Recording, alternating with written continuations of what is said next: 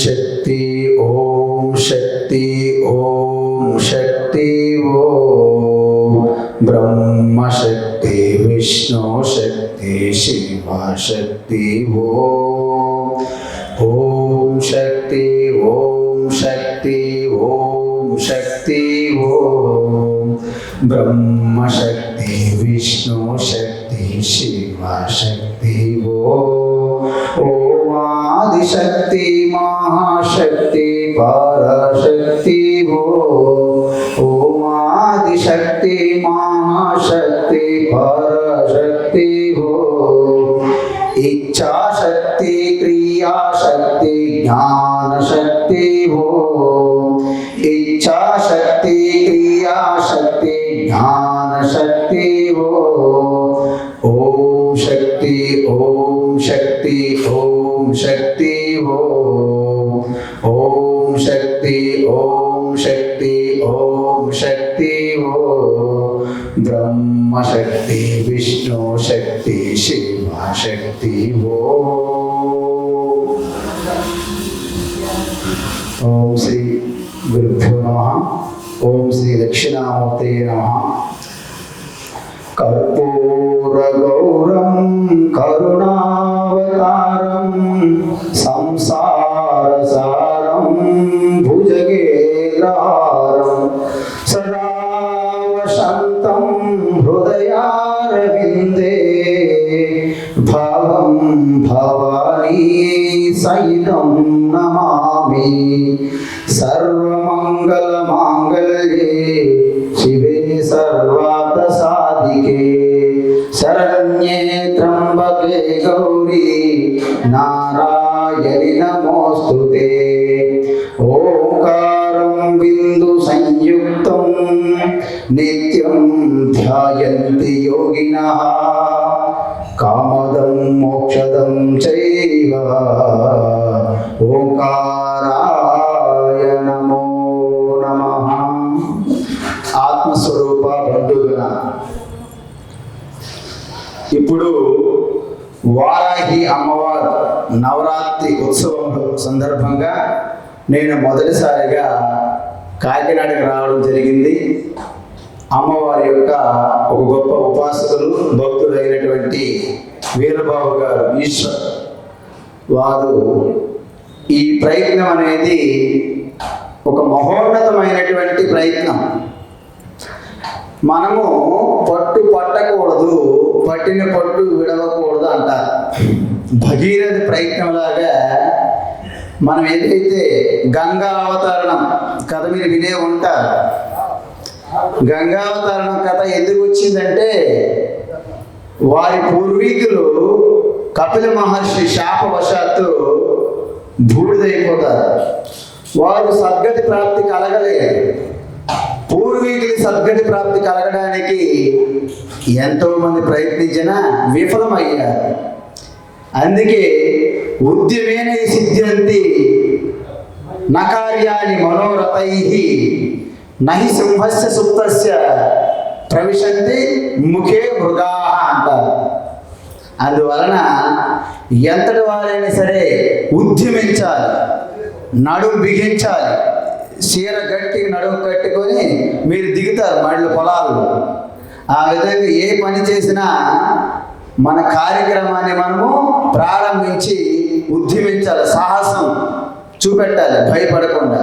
అప్పుడే కార్యక్రమం విజయవంతం అవుతుంది.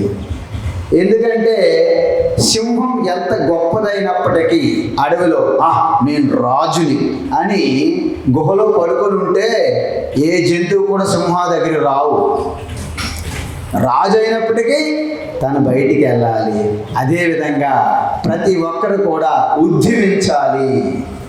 కార్యదక్షతతో పట్టుదలతో ప్రయత్నం చేస్తేనే ఈశ్వర అనుగ్రహం ఉంటుంది.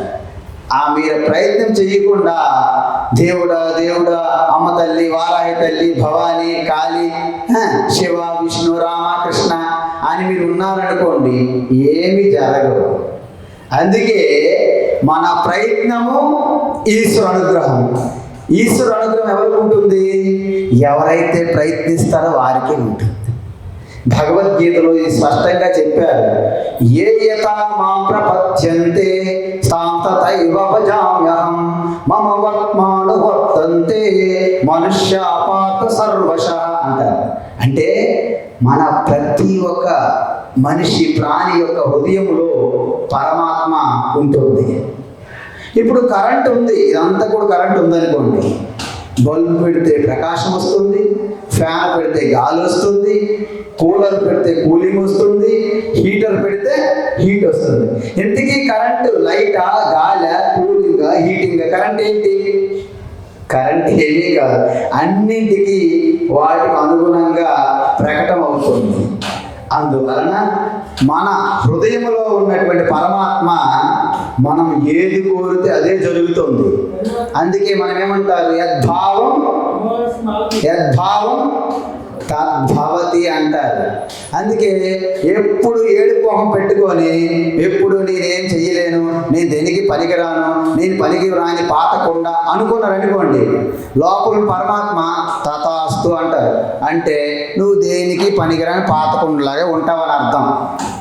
అందువలన నేనెప్పుడు నాకు అన్ని ఇచ్చారు, నా అవయవాలు బాగున్నాయి, నాకు నరజన్మ రావడమే దుర్లభం, నా ఎంతో కృప ఈశ్వరుకు ఉన్నది, నేను అన్నిటికీ చేయగలను, నాకు శక్తి ఉంది, నాకు యుక్తి ఉంది, నాకు భక్తి ఉంది అని మీరు నిజంగా మీరు భావం చెయ్యండి. లేచిన తర్వాత దానికి కూడా తథాస్తు అంటారు.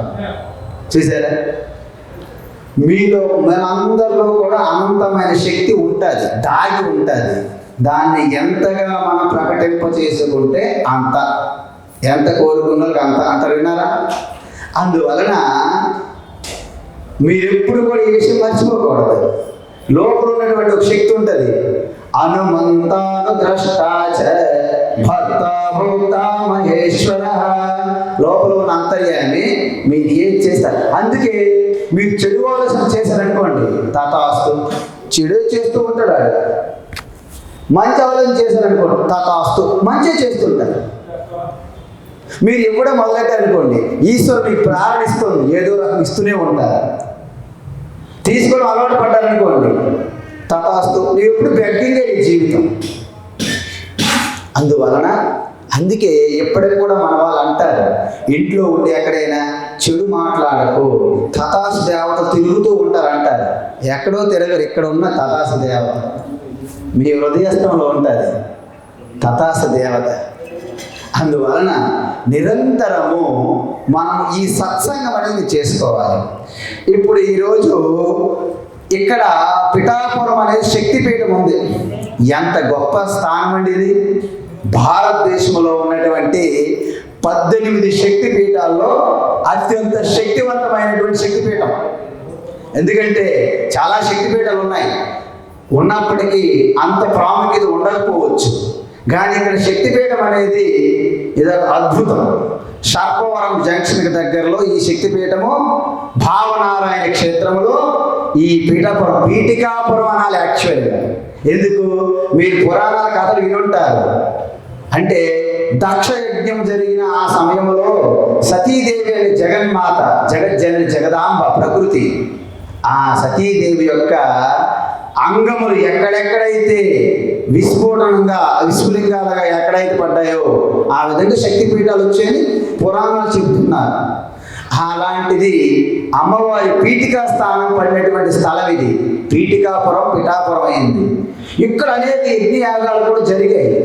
అంటే కొంతమంది బలి చక్రవర్తి అలాంటి వంశజులు కూడా, అంటే దైత్యులు, అంటే అసురులు కూడా చక్రవర్తులు పరిపాలించినటువంటి ఈ భూమి యజ్ఞయాగాలకి మారుపేరు. వారు యజ్ఞయాగాలు చేసేటప్పుడు ఎంతో అశ్వమేధ యాగం అలాంటి యజ్ఞాలు చేసి ఇంద్రస్థానం కూడా, అంటే ముల్లోకాల ఆధిపత్యం కూడా సంపాదించారంట. మరి ముల్లోక ఆధిపత్యము అసురులకు వస్తే ఏమవుతుంది? ఇప్పుడు ఎవరైనా చూడండి, మన ధర్మం మీద భక్తి శ్రద్ధ లేని వాళ్ళు రాష్ట్రాన్ని ముఖ్యమంత్రి చేశారనుకోండి, ఏం చేస్తారు? తిరుపతి ఆదాయం బాగా రావడం లేదు, వ్యాపారం చేద్దాం అంటారు. ఎందుకు? వాడి శ్రద్ధాభక్తి లేదు, మనం ఓట్లేసి గెలిపించాం కాబట్టి. అసురులు ఏం చేస్తారంటే ఇలాంటి పూజలు యజ్ఞ యాగాలు చేసే వాళ్ళ మీద ఇబ్బంది పెడుతుంటారు. మరి వీళ్ళందరూ భక్తులందరూ ఎవరిని మొరపెట్టుకుంటారు? దేవతలందరూ బలహీనులు కాబట్టి ఈశ్వరుని మొరపెట్టుకుంటారు. ఈశ్వరు ఏమంటారు? టైం కోసం వెయిట్ చేస్తారు. వాళ్ళందరూ మారు వేషాల్లో వచ్చి, మీ అందరికీ తెలుసు, మారు వేషాల్లో వచ్చి ఆ యొక్క అసురుడైనటువంటి గయుడు అని అంటాడు. గయుడు గయాసుర ఆయనకి మీరు యజ్ఞం చెయ్యండి, దానితో నీకు ఇంకా సృష్టిలో తిరిగి ఉండదు అంటారు. మనకి ఏదైనా ఒక కోరిక లాభం అని చెప్పామనుకోండి, వాళ్ళు చేయడానికి ముందుకు వస్తారు. అప్పుడు ఆయన యజ్ఞం చేయడానికి పూనుకున్నారు. ఎన్ని రోజులు చేయాలి? వారం రోజులు చేయాలి. ఎలా చేయాలి? ఎప్పుడు స్టార్ట్ చేయాలి? ఎప్పుడు ఆపాలి? మహాభారత యుద్ధం కూడా అలాగే. అందరికీ డౌట్ వచ్చింది, ఎప్పుడు యుద్ధం ఆరంభించాలి, ఎప్పుడు ఆపాలి? వాళ్ళు ఏమనుకున్నారు? సూర్యాస్తమప్పుడు యుద్ధం ఆపాలి, సూర్యోదయంతో యుద్ధం ప్రారంభించాలి. ఇక్కడ ఈ గయాసురుడికి ఏం చెప్పారంటే, కోడి విన్నారా?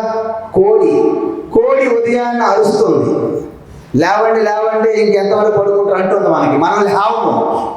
అందువలన ఆ కోడి అరుపుతో యజ్ఞం ప్రారంభించి మళ్ళీ సాయంత్రం ఆపాలి. కానీ యజ్ఞం ఎక్కడ చెయ్యాలి అంటే, నీ శరీరాన్నే యజ్ఞవేదికగా చెయ్యాలి అని చెప్తారు ఆ బ్రాహ్మణోత్తములు.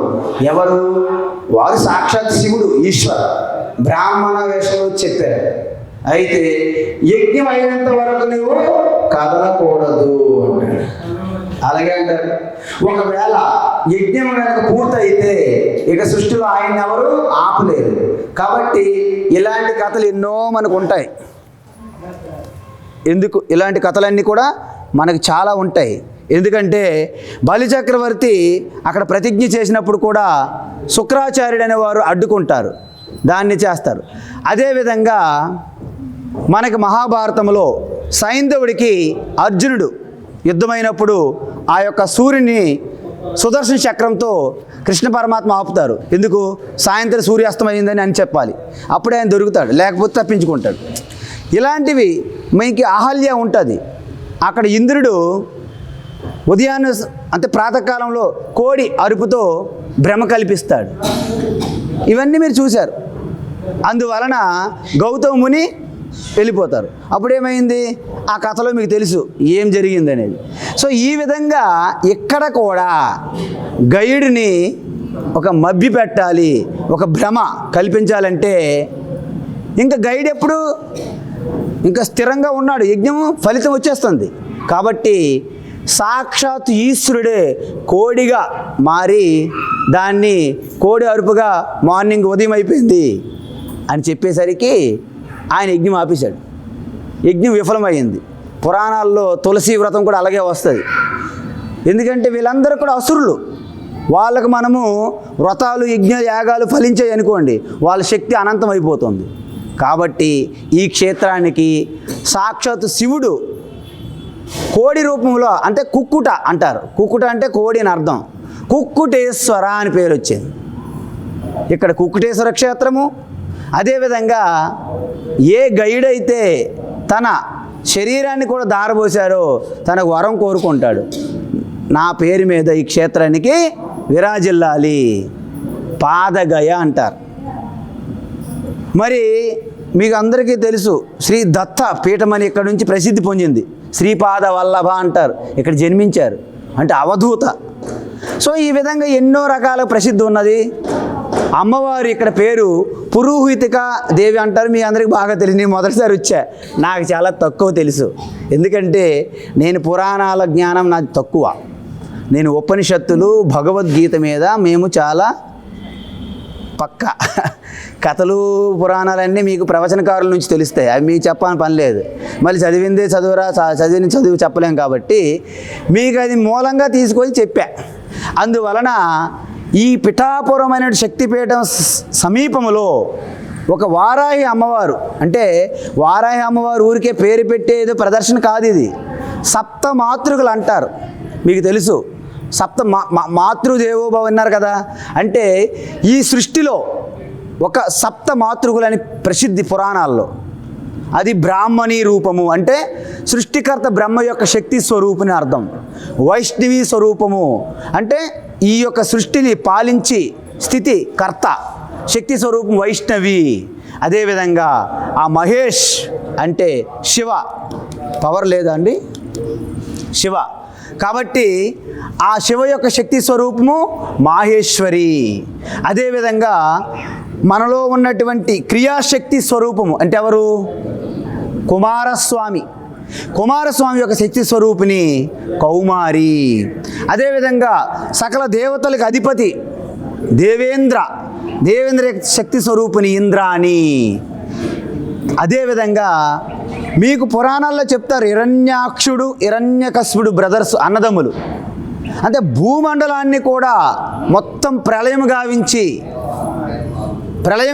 భూమండలాన్ని కూడా మొత్తం ఆక్రమించి పాతాళంలో తొక్కిపెట్టినప్పుడు ఆ హిరణ్యాక్షుడిని సంహరించడానికి వరాహ అవతారం వరాహస్వామి.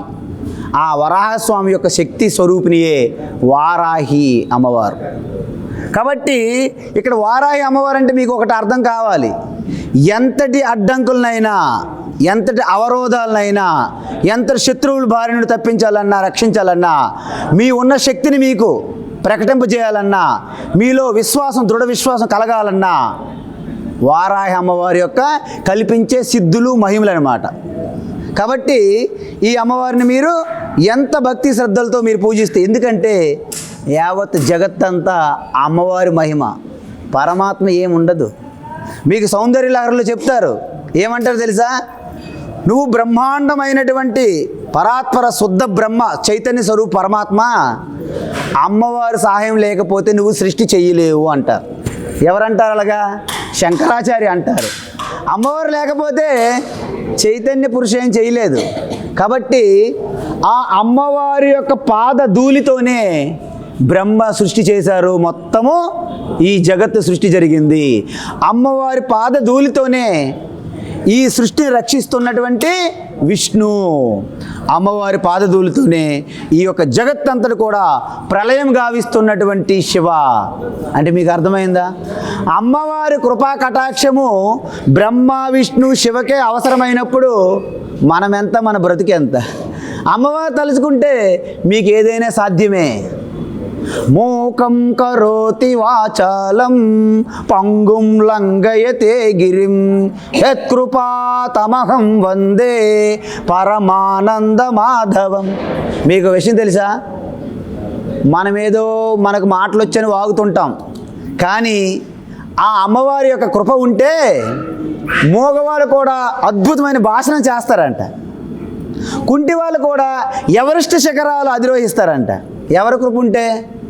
అమ్మవారి కృప ఉంటే. అమ్మవారి కృప లేదనుకుందాం, మీ అవయవాలు మీకు బాగున్నా మీరు కొండ ఎక్కలేరు, ఇంకా ఎవరెస్ట్ శిఖరం ఎప్పుడు ఎక్కుతారు?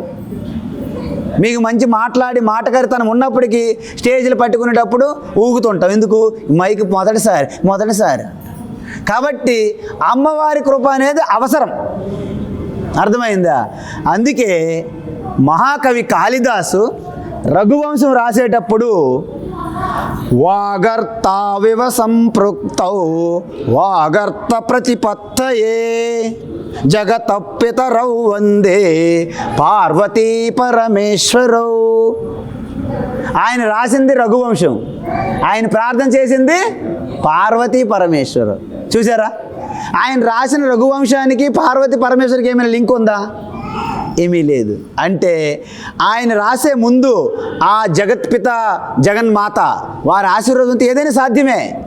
మోగవాడు కూడా అత్యంత భాషను ఇవ్వగలరు. కాబట్టి కాళిదాసు మహాకవి రఘువంశం అంటే రాముని యొక్క చరిత్ర అది రాయడానికి ఈశ్వరుని యొక్క ప్రార్థన చేశారు. అంటే అర్థం ఏంటి? ఈశ్వర శివశక్తి మనం వేరుగా దర్శిస్తున్నాం, అది మన అజ్ఞానమే. ఎందుకంటే శివశక్తి వేరుగా ఉండరు. ఎలా? ఇప్పుడు నేను మైకిలో ఎత్తి పట్టుకున్నాను చెయ్యి ఉంది కదండి, చెయ్యి వేరు చెయ్యికున్న శక్తి వేరా, రెండు కలిసే ఉంటున్నాయా? అందువలన చెయ్యి యొక్క శక్తి ఎలాగైతే వేరు కావో శివశక్తి వేరు కాదు. మీరు ఇది గమనించాలి. మీకు పురాణాల్లో చెప్తారు, భృగు అంటే భృంగ అని ఒకటి ఉంటారు, ఒక అతను. నంది భృంగ పేర్లు విన్నారా? నంది భృంగ అంటే తేనెటీగలా కూడా మారిపోవడం. ఆయన అంటాడు పార్వతి అంటే ఆయనకి ఇష్టపడదు, పురాణం కథ. ఆయన ఎప్పుడు కూడా శివుని యొక్క పరమ భక్తుడు అనమాట. అయితే ఏమంటాడు, పార్వతీదేవి నాకు ఆశీర్వాదం అక్కర్లేదు అంటాడు ఆయన. శివ ఆశీర్వాదం ఉంటే చాలు కదా అంటాడు. శివ చెప్తాడు, నాయన అమ్మవారి ఆశీర్వాదం లేకపోతే నేను కూడా ఏం చేయలేని అంటారు. కానీ ఆయన నమ్మడు. ఆయన ఏం చేస్తారు, మీకు పురాణంలో వారి చుట్టూ ప్రదక్షిణ చేయమంటారు. ఆయన ఏం చేస్తాడు, పార్వతీ పరమేశ్వరు ఇద్దరు కూర్చుంటే శివుని చుట్టూ ప్రదక్షిణ చేసిపోతాడు, అమ్మవారి చుట్టూ చేయడు.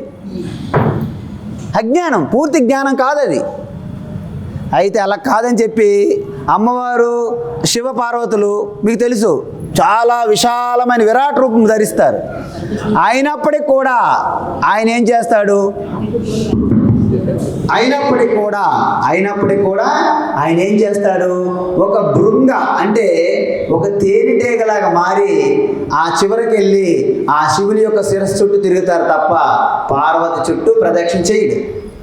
ఇక ఇలా కాదని చెప్పి పార్వతి ఈశ్వర అర్ధనారీశ్వర స్వరూపంగా వేస్తారు. అంటే అర్థం ఏంటి, రెండు కలిసిపోయి ఒకటే, శివశక్తి ఒక్కటే. అప్పుడు అంటాడు, అప్పుడు కూడా సగం ఏదైతే అనుకుంటాడో ఊహిస్తాడో చిన్న క్రిమికీటకంలాగా మారి పార్వతి, ప్రకృతి అంటే నచ్చదు ఆయనకి, అంత శివతోనే జరుగుతుంది అనుకుంటాడు భ్రమ. అప్పుడు అంటారు, సరే పార్వతి అంటారు, సరే నీలో కూడా శివ ఉన్నాడు, పార్వతి ఉన్నారు, ప్రతి ఒక్కరిలో కూడా, మీ అందరిలో కూడా శివ పార్వతి ఇద్దరు ఉంటారు, కావాలని చూసుకోండి.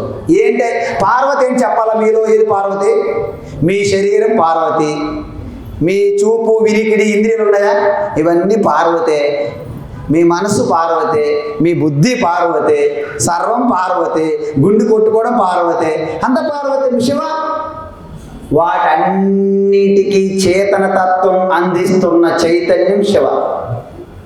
ఇప్పుడు మీరు చెప్పండి, కరెంట్ ఉంది, బల్బు ఉంది, ఫిల్మెంట్ ఉంది. కరెంట్ లేకపోతే ఈ బల్బు ఫిల్మెంట్తో ప్రకాశం వస్తుందా? ఆ వెనక ఉన్నటువంటి కరెంట్ శివ అనుకుంటే బల్బు ఫిల్మెంట్ పార్వతి. నీకు అర్థమైందా? ఇప్పుడు మనకు ప్రకాశం కావాలంటే రెండు కలిసి ఉండాలా, ఒక్కటి సరిపోతుందా? బల్బు ఫిల్మెంట్ లేకపోతే కరెంట్ ఉన్నా మనకు వెలుతురు ఉండదు. అందువలన ఆ రెండింటిని ఎలా విడదీస్తారు చెప్పండి? అప్పుడు ఏం చేస్తారు తెలుసా? ఇది కథ. పార్వతి తత్వం భృంగ నుండి తీసేస్తుంది, అంటే శరీరం అంతా లాక్కుంది, ఇంకేం మిగులుతుంది? ఏం మిగలదు, అంత గాలి. వాడికి షేక్ అయిపోతాడు, ఎందుకంటే వాడి రూపం లేదు, ప్రేతాత్మలాగా ఉంటాడండి. అప్పుడు ఒప్పుకుంటాడు. అర్థమైందండి? జగత పితరౌ వందే పార్వతీ పరమేశ్వరు. అందువలన आओ महादेवा दर्शन दीजो तुमको जगत के दाता। आओ महादुर्गा दर्शन दीजो तुमको जगत के माता। तुम्हें हो सरस्वती, तुम्हें हो लक्ष्मी, तुम हो पार्वती रूपा। आओ महादुर्गा दर्शन दीजो तुम हो जगत के माता। तुम्हें हो ब्रह्मा, तुम्हें हो विष्णु, तुम हो శంకర రూప. అంటే కేవలము ఈ సృష్టి కంటే ముందు శుద్ధ చైతన్యం మాత్రం ఉన్నది, శుద్ధ చైతన్యం మాత్రము ఉన్నది. అంటే సృష్టి ఇంకా జరగలేదు. సృష్టి జరగాలంటే శుద్ధ చైతన్యం వల్ల కాదు. మరి ఏం చేయాలి? మాయాశక్తి. ఏంట మాయా? 3 గుణాలు, సత్వగుణము, రజోగుణము, తమోగుణము. 3 గుణాలు ఎప్పుడైతే ఉన్నటువంటి ఒక శక్తి ఆ చైతన్యాన్ని ఆశ్రయించి వచ్చింది, అప్పుడు శుద్ధ చైతన్యం ఆ సత్వగుణము ద్వారా ప్రకటమైతే ఈశ్వర వచ్చింది. ఆ రజోగుణము సత్వగుణం మిశ్రమం నుండి శుద్ధ చైతన్యం ప్రకటమైతే జీవాత్మలు వచ్చాయి. ఆ శుద్ధ చైతన్యం పరమాత్మ తమో గుణం నుండి ప్రకటమైతే ఈ పంచభూతాత్మైనటువంటి జడ ప్రపంచం వచ్చింది. ఇప్పుడు మీరు చెప్పండి, ఈ సృష్టి నిర్మాణములో ఎవరైతే సృష్టి చేస్తారో వారికి ఏం కావాలి? శుద్ధ చైతన్యము అమ్మవారితో కలిసి నిర్మాణం చెయ్యాలి. ఆయన పేరు బ్రహ్మ. చూసారా? శుద్ధ చైతన్యము అమ్మవారి కలిపి సృష్టి చేయడానికి వచ్చినటువంటి శక్తి పేరు బ్రహ్మ. కానీ ఆయన ఏదైనా మీరు తయారు చేయాలంటే మీకేం కావాలి? జ్ఞానం కావాలి. అందువలన ఆయనకి జ్ఞానశక్తి అవసరం. చూసారు, మనం చూసాం ఇప్పుడే, ఇచ్ఛాశక్తి, క్రియాశక్తి, జ్ఞానశక్తి ఓ బ్రహ్మశక్తి, విష్ణు శక్తి, శివశక్తి ఓ చెప్పామా? అందువలన ఆ శుద్ధ చైతన్య పరమాత్మ మాయాశక్తి కలిపి సృష్టి చేయడానికి బ్రహ్మ వచ్చారు. కానీ సృష్టి చేసే జ్ఞానం కావాలి. అందువలన మళ్ళీ అమ్మవారి పూజ చేశాడు. అమ్మవారు ఒక శక్తిని పంపించింది. ఏంటి? జ్ఞానశక్తి. దాన్నే సరస్వతి. అందువలన మనం అనుకున్నట్లు బ్రహ్మ సరస్వతి ఇద్దరు భార్యాభర్తలు ఇలా ఇద్దరు ఒక కమల పుష్పాలు కూర్చుంటారు. బ్రహ్మలోకము సినిమాలు సీరియల్ కాదు. బ్రహ్మలోనే ఉన్న జ్ఞాన శక్తి మాతృమూర్తి సరస్వతి. ఆవిడ పేరే వేదమాత. ఆ అమ్మగారే గీతామాత. ఆ అమ్మవారే లలితాదేవి, మరే వారాహి మాత. మీకు అర్థమైందా? అందువలన ఆ అమ్మగారే లలిత, ఆ అమ్మవారే వారాహి, ఆ అమ్మవారే శ్యామల. కాబట్టి ఇప్పుడు మీరు చూడండి, ఏ అమ్మవారైతే ఆ బ్రహ్మ యొక్క జ్ఞానశక్తిగా వచ్చారో ఆవిడే లలితాదేవి. అయితే ఈ సృష్టి అయితే జరిగింది, కానీ దాన్ని పరిపాలించాలి. ఎవరు పాలిస్తారు? మీరు ఇల్లు నడపడానికి మీకేం కావాలి? ఎన్ని మాట్లాడుకున్నా కొంచెం ఇది కావాలి కదా. ఇల్లు నడపాలంటే ఏం కావాలి? డబ్బులు కావాలి. అది అబద్ధం కాదు, నిజమే. కాబట్టి ఈ సృష్టిని నడపాలంటే ఆయనకు కూడా ఏం కావాలి? ఐశ్వర్య శక్తి కావాలి. సృష్టిని నడపడానికి ఒకరిని సృజించారు. ఎవరు? అమ్మ తల్లి. అంటే అమ్మ తల్లి అంటే బ్రహ్మ విష్ణు కంటే ముందు స్థితి చెప్తున్నాను మీకు నేను. బ్రహ్మ విష్ణు శివ కంటే ముందు స్థితి. ఆ మాయాశక్తి గురించి చెప్తున్నాం మనం, అమ్మవారి గురించి. మనం సరస్వతి, పార్వతి, దుర్గా, లక్ష్మి కాదు, ఇంకా ముందు. అందువలన అమ్మగారు పరమాత్మ చైతన్యంతో కలిపి విష్ణుమూర్తిని సృజించారు. ఆ విష్ణుకి ఐశ్వర్య శక్తి కావాలి. ఎందుకంటే ఈ సృష్టిని నడపాలంటే ఐశ్వర్యం కావాలి, విభూతులు, అష్ట ఐశ్వర్యాలు. కాబట్టి ఐశ్వర్య శక్తి స్వరూపమే లక్ష్మీదేవి. అర్థమైందండి? అందువలన ఆ లక్ష్మి విష్ణు యొక్క శక్తి.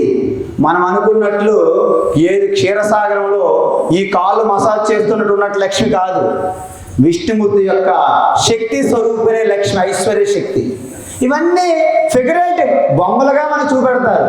ఊరికే ఈ అభయదానము, వరదానము, కింద బిందులు, బంగారం కాసులు, ఏనుగులు, ఇవన్నీ బొమ్మలు. కానీ విష్ణుమూర్తి యొక్క శక్తి ఐశ్వర్య శక్తి లక్ష్మీదేవి. సరే, సృష్టి జరిగింది, సృష్టి కొనసాగుతుంది. అలాగా ఎంతవరకు ఉంటుంది? దాన్ని మళ్ళా సృష్టి జరగాలంటే మళ్ళీ లైవ్ అయిపోవాలి కదా. టైం అయిపోయిన తర్వాత దాన్ని లైవ్ చేయాలంటే శక్తి కావాలి. అప్పుడు ఎవరు కావాలి? శివ వచ్చాడు. కానీ శివునికి శక్తి లేదు కదా. నాకు మళ్ళీ శక్తి కావాలమ్మా అంటే ఓకే, లేలో పార్వతీదేవి, దుర్గా. అందువలన నవదుర్గ నవస్వరూపాలుగా మీ అందరికీ తెలుసు. ఏంటి ఆ దుర్గా? నవదుర్గలు: శైలపుత్రి, బ్రహ్మచారిణి, చంద్రగంట, కూస్మాండ, స్కందమాత, కాత్యాయని, కాలరాత్రి, మహాగౌరి, సిద్ధిదాత్రి. విన్నారా? నవదుర్గ అంటే నవరాత్రుల్లో రోజుకు ఒక అమ్మవారి రూపాన్ని మనము పూజిస్తాము. అందువలన ఈ దుర్గ అనేది శక్తి చాలా అవసరం. కాబట్టి శివునికి శక్తి. అయితే జ్ఞానం అనే సరస్వతి బ్రహ్మకి ఎక్కడ ఉంటుంది ఆశ్రయము? నాలుకలో ఉంటుంది. నాలుక. అందుకే వాగ్దేవి అంటారు. మన మాటలు. మీకు సరస్వతి కృపా కటాక్షం ఉంటే మీలో జ్ఞానం అలాగ అనంతంగా వస్తుంది. ఐశ్వర్య శక్తి విష్ణు హృదయస్థంలో ఉంటుంది. అందుకే ఎవరికైనా మగవాళ్ళు పాకెట్లు చూడండి ఇక్కడ పెట్టుకుంటారు, వెనకపోతే పెట్టం మనం డబ్బుల మీద కాలు వేయం. లక్ష్మి హృదయస్థంలో ఉంటుంది, డబ్బు లక్ష్మి. మరి శివ శక్తిని ఎక్కడ పెట్టుకుంటారు? అర్ధభాగం. అందువలన మీ అందరికి అర్ధనారీశ విన్నారా? కాబట్టి ఇది మీరు తెలుసుకోవాలి. అందువలన మిథ్యా జగదధిష్టాన ముక్తిదా ముక్తి స్వరూపిణి లాస్యప్రియ విన్నారా? లజ్జ రంభాది వందిత అని ఎక్కడ చెప్తారు? లలితా సహస్రనామాలు చెప్తారు. అదేవిధంగా అంతర్ముఖ సమారాధ్య బహిర్ముఖ సుదుర్లభ అని చెప్తారు. అంటే అమ్మవారు బయట లోపల కాదు, అంతా వ్యాపించి ఉన్నది. ఇప్పుడు మీరు చెప్పండి, యావత్ సృష్టి అంతా వేటి కలయిక? శుద్ధ చైతన్య పరమాత్మ, ప్రకృతి, అమ్మవారు. అందువలన శివుడు ఆజ్ఞ లేనిది చేయమైన కొట్టదు. ఎందుకు? అణువు కూడా శివశక్తి కలయికే. అర్థమవుతుందా? అందువలన శివశక్తి లేనిదంటే ఏం లేదు, అంత శివశక్తియే. మయాధ్యక్షేణ ప్రకృతి శ్రూయతే సచరాచరం. గీత అంటే ఆ పరమాత్మ శుద్ధ చైతన్యం అధ్యక్షంగా ప్రకృతి నుండి సృష్టి అంతా జరిగింది. అందువలన మీకు ఎప్పుడైనా సరే ఇంటికి వెళ్ళామనుకోండి, తండ్రి ఎప్పుడు కూడా కోపంగా ఉండొచ్చు మనం తప్పు చేస్తే, కానీ తల్లి ఒక్కటే మనకు అవకాశం. ఎన్ని తప్పులు చేసినా మన అమ్మ ద్వారా మనం వెళ్ళగలం ఇంట్లోకి, తండ్రి ద్వారా వెళ్ళలేరు మీరెవరు. మీరే కదా, ఎవరైనా అంతే. అందువలనే భగవద్గీత ఏం చెప్పారు? దైవీ ఏష గుణమయీ మమ మాయ దురత్యయ. మీకు అర్థమవుతుందా? మీరు గనక ఆ శక్తిని మీరు శరణగాడకపోతే మిమ్మల్ని కింద మీద తిప్పి నానా ఇబ్బందులు పెట్టి అన్ని నదులు చెరువులు నీళ్లు తాగించి మిమ్మల్ని ముంచుతుంది ఎవరు? శక్తి, మాయ. మరి దాన్ని దాటాలంటే ఎలాగా? మామే వయే ప్రపద్యంతే మాయామే తాతరంతితే. ఒకవేళ మీరు శరణగిచ్చి ఆ అమ్మగారిని ప్రార్థిస్తే, తల్లి అండి బాబు ఎన్ని తప్పులు చేసినా మీకు క్షమిస్తారు. కావాలంటే తన ఇబ్బందులు పడుతుంది కానీ మిమ్మల్ని క్షమిస్తారు. అది అమ్మ స్వరూపం. అందుకే మనకు వేదముల్లో కూడా పితృదేవో భవ ముందు చెప్పలే, మాతృదేవో భవ చెప్పారు. ఎందుకంటే తల్లి నుండే ప్రతి ఒక్కరికి వస్తాయి ఎన్ని చెప్పినా. అందుకే మమ యోని మహద్బ్రహ్మ తస్మిన్ గర్భం దదామ్యహం అంటే మొత్తం బ్రహ్మాండం అంతా, ఈ ప్రకృతి అంతా తల్లి, తన్ను నేను బీజ ప్రదాతని. పరమాత్మ బీజ ప్రదాత. కానీ బీజం అయితే ఓకే, మరి మనకి తయారు చేయడానికి 9 మాసములు గర్భంలో ఎవరు మోస్తారు? తండ్రి తల్లే? తల్లే మోస్తుంది. కాబట్టి ఈ ప్రకృతి మనకి ఆశీర్వదించాలి, కృపావృష్టి కురిపి. మనందరం కూడా భక్తి అంటే మనందరికీ తెలిసనే భ్రమలో ఉంటాం. నిజానికి భక్తి ఎవరికి తెలిసినట్టేం లేదు, మీకే కాదు, ఈ ఎవరికి తెలియదు. ఎందుకంటే ఏదో చూసింది విన్నది అలా ఫాలో అయిపోతున్నాం. నిజమైన భక్తి అంటే ఏంటంటే, నిజమైన భక్తి వాస్తవానికి మీరు ఏది చేసినా ఫస్ట్ స్టార్టింగ్లో మొదటి పెట్టు భక్తి. మీరు ఏం చేసినా మనకి ఏదైతే మన వద్దకు వస్తుందో వచ్చిన ప్రతి ఒక్కటి కూడా ఈశ్వర ప్రసాదంగా ఎవరైతే భావిస్తారో మొదటి భక్తి అది.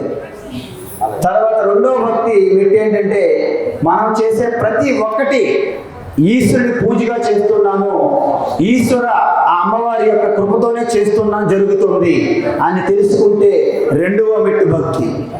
మూడవ మెట్టు ఏంటంటే ఒక రూపాన్ని కానీ, ఒక ఇష్టదేవతని కానీ, ఒక మంత్రం కానీ పట్టుకొని తదేకంగా ఆ చింతనలో ఉంటూ మీ వ్యవహారం చేసుకుంటే మూడవ మెట్టు భక్తి. తర్వాత సకల ప్రాణుల్లోనూ, వ్యక్తుల్లోనూ, వస్తువుల్లోనూ, ప్రాణుల్లోనూ పరమాత్మ అన్నింటిలో ఉన్నాడు అని తెలుసుకొని అన్నింటినీ గౌరవించడం అనేది 4వ మెట్టు భక్తి. తర్వాత మీకు ఆ ఈశ్వరుని యొక్క తత్వం తెలుసుకొని తన కళ్ళు మూసుకున్న తన హృదయస్థంలో కూడా పరమాత్మ ఈశ్వరుడు ఉన్నారు అని తెలుసుకునేది 5వ భక్తి.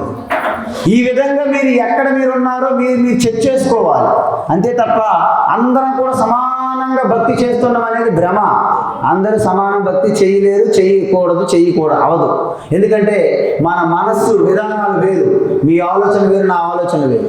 కొంతమంది కూర్చున్నారు, మీ దృష్టి ఎక్కడో ఉంటుంది, నా ముందు మాత్రం వింటున్నట్టు ఉంటారు. నాకు మాత్రం తెలియదా మీరు ఎక్కడ ఉన్నారో ఎక్కడ వింటున్నారో. కాబట్టి మనము చూస్తున్నంత మాత్రాన వింటున్నంత మాత్రాన అంతా అందుకుంటున్నారని నేను అనుకోవట్లేదు, నేను అంత భ్రమలో లేదు. కాబట్టి అందరి భక్తి కూడా ఒకటి కాదు. అందువలన మీరు ఏం చేసినా, అందుకే భక్త ప్రహ్లాద అలాంటి సినిమాలు చూడండి, మంచి సినిమా అది. అందువలన అమ్మవారి కృపా కటాక్షం మీకు కలగాలంటే ఈ సృష్టిలో కనిపిస్తున్న దృశ్య ప్రపంచం అంతా అమ్మవారి యొక్క మహిమ విభూతులు.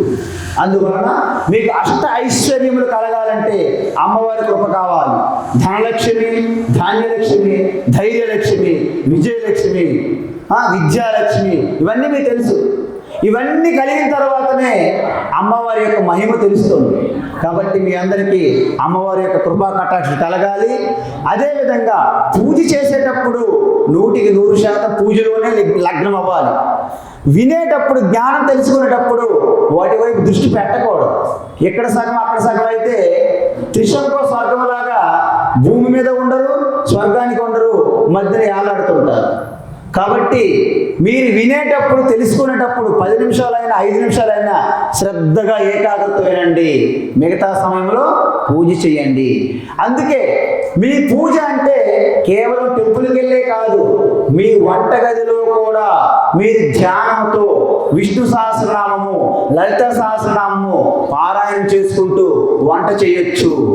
ఇదంతా కూడా ఒక ధ్యానం కింద వస్తుంది. కాబట్టి ఈ కార్యక్రమం, ఇక కుంకుమార్చన కార్యక్రమం నెక్స్ట్ జరుగుతుంది. కాబట్టి ఆ కార్యక్రమంలో మీరు పాల్గొనాల్సిందిగా కోరుతూ, ఇక ఈరోజు సత్సంగ కార్యక్రమాన్ని ఇంతటితో ముగిస్తున్నాను. ఒక్కసారిగా రేపు కూడా ఎప్పుడైతే మన యొక్క ప్రవచన సత్సంగం ఉందో మీ అందరూ కూడా మీ యొక్క స్నేహితుల్ని, బంధువుల్ని అందరూ తీసుకొని రండి. మీకేమైనా సందేహాలు, సంశయాలు ఉన్నా నన్ను అడిగితే మీకు నేను చెప్తా. నిజమైన భక్తి అంటే ఏంటి, కర్మయోగం అంటే ఏంటి, మన యొక్క కర్తవ్యాలు ఏమిటి, మేము ఏం చేయాలి, ఏం చేయకూడదు, ఇవన్నీ అడగాలి. మీరు అడగకపోతే ఏం తెలుస్తుంది? అన్నిటికీ కూడా మన గంగిరెద్దులాగా తల ఊపామనుకోండి, మీకు తెలుసో తెలియదో తెలియదు. ఇలాగైతే ఎలా చెప్పండి? సనాతన ధర్మంలో ప్రతి ఒక్క స్త్రీ సాక్షాత్ గీత వేదమాత. మీరు అజ్ఞానంలో ఉంటే మీ పిల్లలకి ఇంకేం చెప్తారు? అజ్ఞానమే చెప్తారు. దీన్ని అజ్ఞాన పరంపర అంటారు. కాబట్టి జ్ఞాన పరంపరలో ఉండాలి మనం, అజ్ఞాన పరంపరలో కాదు. కాబట్టి అమ్మవారి యొక్క స్మరణతో మరొకసారి ఓం